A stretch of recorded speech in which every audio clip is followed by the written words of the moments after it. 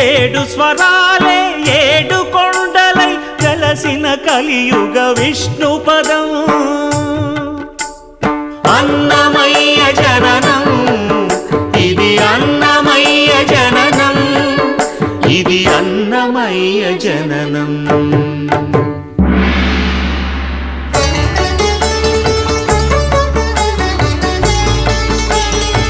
హరిషడ్వర్గము తెగనరికే హరి ఖడ్గం ఇది నందకము బ్రహ్మలోకమున బ్రహ్మా భారతి నాదాశీసులు పొందినదై శివలోకమున చిద్విలాసమున ఘమరుధ్వనిలో గమకితమై దివ్య సభలలో